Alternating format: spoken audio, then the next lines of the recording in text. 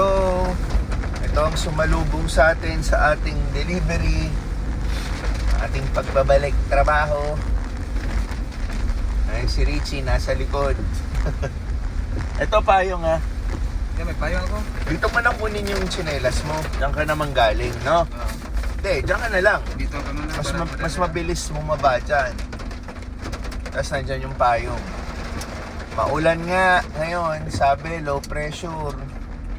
Low pressure lang, no? Low pressure. Pero hindi naman ano daw, low pressure siya, pero hindi na nagdaan lang ba? daan, pero parang bagyo. Ito. Yan. Low pressure na malabagyo ang Dito na. kondisyon. So ito si Richie, next week magbabakasyon sa kanyang bayan sa Cebu. 8 years na ako makabalik to. 8 years huling mong balik. 8 years ang huli niyang balik sa Cebu kasi pag umuwi siya sa Mindanao, Davao o Zamboanga? Sa ano na? Cotabato? O Cotabato. Ngayon, babalik siya sa kanyang hometown, Cebu. Kasama niya ang kanyang asawa. Magbabakasyon sila. Yung asawa niya nga pala nagtatrabaho sa kapatid ni Teens, si Gemma. So magbabakasyon sila doon. 2 linggo babalik din si Richie. Tama, pwede naman dito Mary Rose. Dito na. Si Lala. So yan, yun yung sumalubong sa atin sa ating pagbabalik sa Ready Hit Go. Sarap tulog kagabi. Oo. Nakakumot ko kagabi, bakit ka lamig? Yun ang maganda. Nakakumot Yung ako. ulan, bumawas yung init. Ang weather natin bigla ngayon is 26. Though, mainit pa rin yan sa ibang lugar, no? 26 sa atin sa Pilipinas, okay na yan. Yung 26. Yun nga lang, syempre, kung walang tigil ang ulan, kawawa yung mga binabahang lugar, no?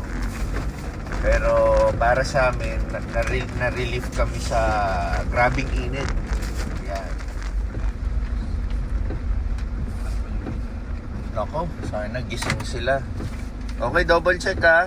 RHG tsaka barbecue. Payong ha, payong. Tsaka madulas dyan, Chia. Tiles yan na ano. Okay. So, ito si Richie. Pakita natin. Deliver tayo sa customer yan. Maulan na araw. So, according sa forecast, buong araw uulan. So, maganda yung salubong sa atin sa sa Pilipinas. Simula umuwi tayo galing bakasyon. Una, jet lag tayo. Tapos ngayon, sa official pagbabalik natin sa trabaho, ito ang ating Ready Hit Go na negosyo. Sinulubog tayo ng malabag yung panahon. So wala kailangan no. Tas linggo pa sarap matulog. Alam mo yon? Ano nga pala ngayon, 7:48 ng umaga. Sarap sana ituloy yung tulog, no? Dahil yung ganitong weather, bad weather kung sinasabi nila minsan. Sarap. Yung bad weather na bad weather. Ano? Nakailang doorbell ka na? 2? Kasi bukas pa yung ilaw no? Ha? Oo. Ayan na, nandito pa rin kami sa customer Lakas na ng ulan. Walang sumasagot. Ang napansin kasi namin, pansinin nyo yan bukas pa yung ilaw. Baka tulog pa sila. Pero usually kasi mabilis lang lumabas yan Baka hindi rin nila naririnig yung doorbell dahil mas masarap kasi matulog So anyway, kailangan pa rin natin antayin So ginawa na natin yung mga protocol natin, naka 3 doorbell na tayo, may 5 minutes interval. And then pag ayaw talaga, last resort, kinontak na natin si Tinsel, inistorbo na natin para tawagan niya na nasa labas na kami. So kung wala talaga, hindi namin maiiwan yung order niya. So dito lang kami. Aalis na kami. So hindi natin alam kung paano, mag-uusap na lang ulit via Lala Move or ipapagrab natin yung order niya later pag nagising na sila. So sure naman may tao sa loob bukas kasi yung ilaw. So, ayun, finally naabot na ni Richie. May sumalubong na. Ito na si Richie. Yun, sa wakas. Hindi, pinatawag na natin kay Tinsel Sige. Buwelo ka muna dyan. Okay. Next. Lenny.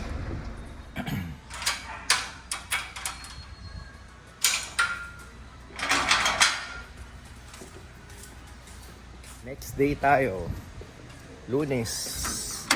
So mag-gym tayo today. And kahapon, pagkatapos ng ating ready hit go, nagpahinga na tayo sa bahay maghapon. Anong tawag doon? May bagyo pala, no? Hindi low pressure area. Letter A nagsisimula. I-research natin kung sinong bagyo yun. So kaya pala yung sinabi ko habang nagdi-deliver kami is malabagyo yung ulan, no? So yun na pala yun, may bagyo nga talaga.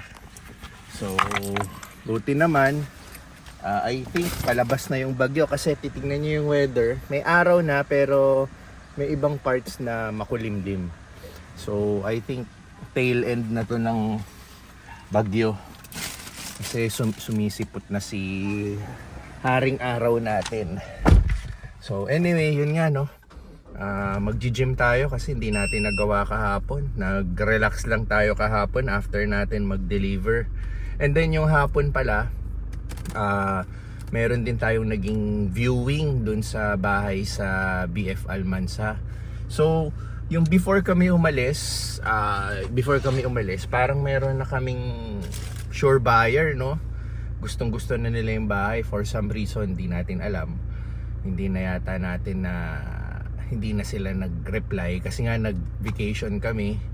And then pagbalik, binessage ko, hindi na nag-respond. Siguro baka nainip sila, no? Or anong tawag doon, nakahanap pa sila ng ibang mas preferred nila. Kasi sabi nila, after nilang ma-view yung bahay, ito yung before kami umalis, sabi nila may mga ibang properties pa silang titignan. Siguro yung time na yon, nagustuhan nila, tapos alam nila matagal kaming mawawala.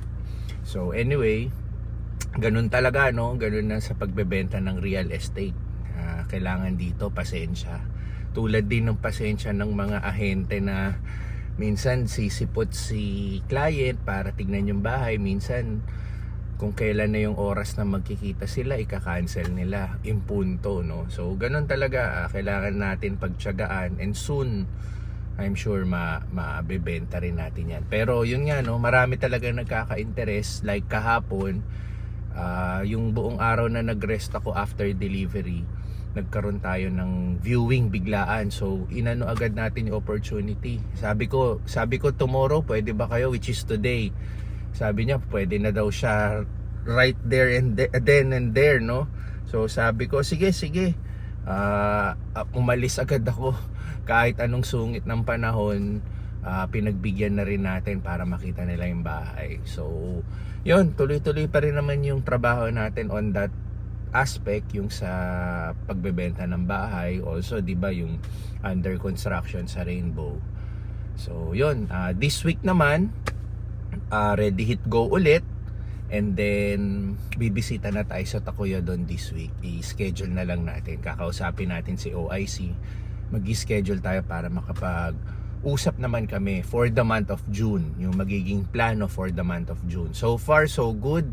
Yung naging May namin, kahit wala kami, maganda yung pinerform ng ating staff, maganda ang performance ng ating store. Kahit papano nakakabawi na. 'Di ba yung first quarter of the year, January to March, medyo hindi maganda yung naging performance natin, which is sabi ng iba common naman sa mga nagninegosyo. So hopefully ito tuloy-tuloy na to, nagiging consistent na ulit tayo, kahit papano umaangat-angat na, gumaganda na yung sales natin. So yun, bibisita tayo this week, makikipag-usap tayo kay OIC para sa plano for the month of June. So on a monthly basis tayo nagpaplano, no, para mas lalo natin makita ano ba talaga ang ano ng crowd doon sa sa SM San Pedro. So yun, workout muna tayo. Speaking of workout and jet lag, may jet lag pa rin kami. May times na nagigising ako, katulad kanina, nagising ako ng madaling araw, 4 o'clock, then nakatulog ako ng 6 in the morning, and then nagising ako mga lunchtime na. So ngayon pa lang tayo kikilos for today. Pero sabi naman ng iba, normal talaga yon. Yung iba nga 1 to 2 weeks, no, bago maka-adapt talaga sa time zone dito sa Pilipinas. So lalo na kasi sa case namin, 21 days kaming nawala, tapos yung 21 days na yun, rat-rat talaga yun. Wala kaming pahinga, no, walang day off. Kung may day off man, yung oras lang na umuwi agad kami, and then rat-rat agad the next day sa pasyal. So talagang sinulit namin yung bakasyon. Enjoy, at natutuwa ako na vlog ko talaga lahat, dahil it will serve as yung memories namin pagdating ng panahon. Marami kaming pwedeng balikan yan. So okay, ang dami ko ng chinika. Workout muna tayo.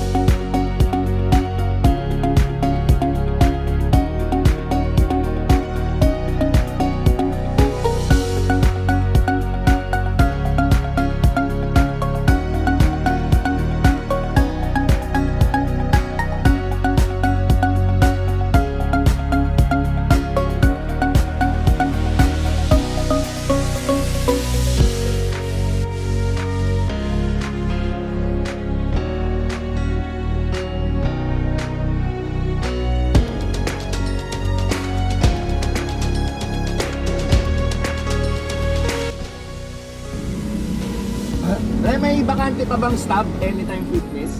Wala na. Yun. Sakto, pang 10 yata ako. Oo. Salamat.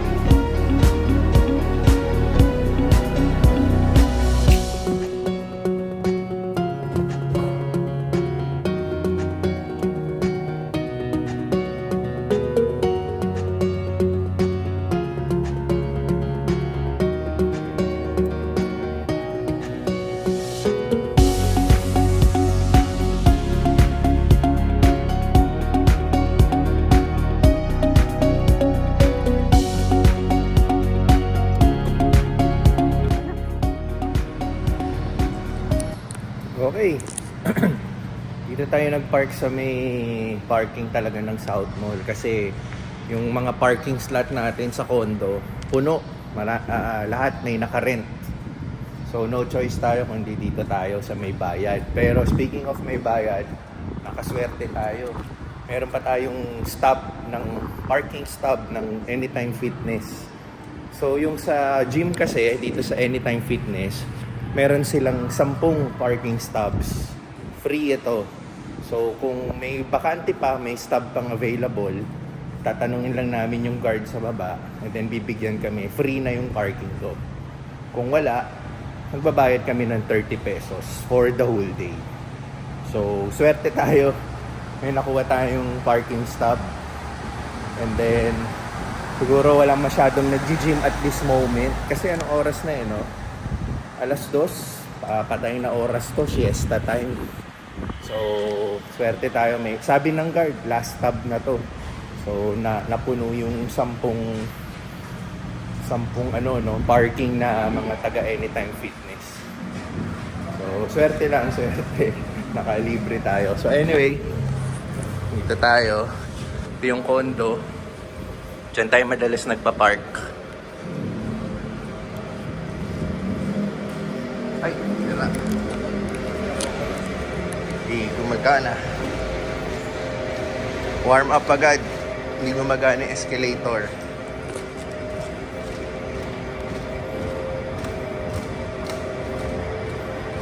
So mamaya papasok tayo ng South Mall after workout. Maghahanap tayo ng makakain. Pero workout muna tayo.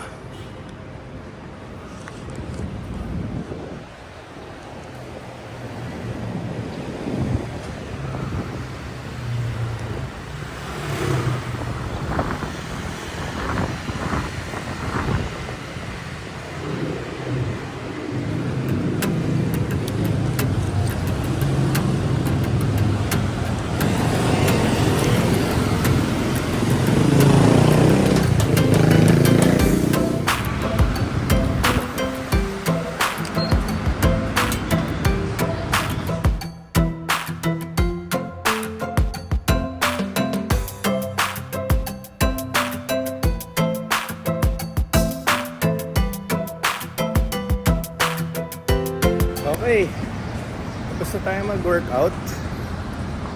Okay naman yung workout natin. Hindi natin masyadong sinasagad muna para hindi mabigla yung katawan natin. Kasi pag binigla natin, for sure, sasakit yung katawan natin. So, mag-iikot-ikot muna tayo sa SM. Magpapalamig muna tayo. Iwan ko lang yung bag sa kotse para wala na tayong bitbit. So, ayos, good workout tayo. Yan, bumili tayo ng pabango, pang everyday. Yan, dito tayo bumili. So, ito yung binili natin. Yung mga imitation, no, na pang everyday. 499 pesos. Ang napili natin is DNG The One. Sold out kasi si Savage ni Dior, mabango yun So ito yung aantayin natin magbukas. Nakalagay May 2024 patapos na yung May Siguro June na to. Yan ang masarap, manam. Ito Tenya.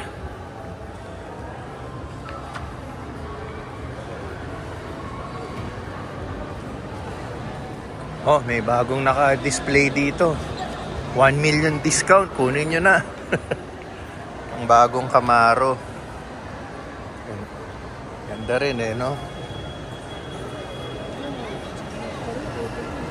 Yan, bagong Camaro.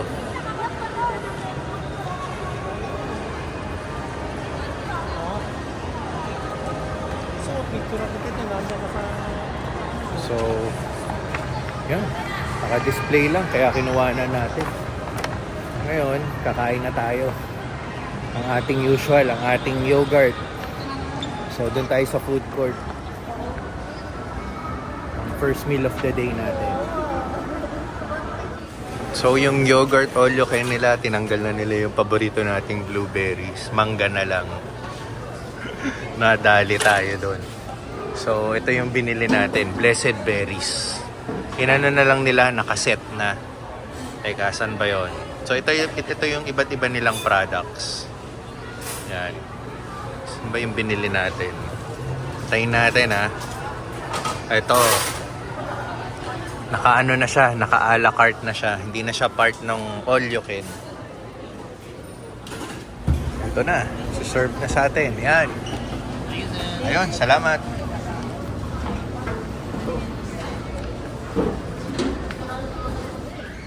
Okay, nandito na tayo sa parking sa kotse. Binuksan ko na rin yung binili kong pabango. Ito siya. Symmetry Lab yung binila natin, yung pangalan ng store. So gumagawa sila ng mga nagtitimpla sila or nag-i-imitate sila ng mga sikat na mga pabango, no? So, malas lang tayo. Wala yung gusto natin na Sauvage, na Dior, and yung Armani Code, wala. So, ang next best thing na available, inamoy naman natin via tester, is the one ng D&G. So, itong binili natin for 199, ba? 50 ml, yon. So, pwede na pang everyday na, pang spray natin pang everyday. So, okay. Nakakain na rin tayo ng ating yogurt. And, papahinga na tayo. Tapusin ko muna yung vlog for today. And salamat sa palaging panonood ko, no? And see you po sa next vlog.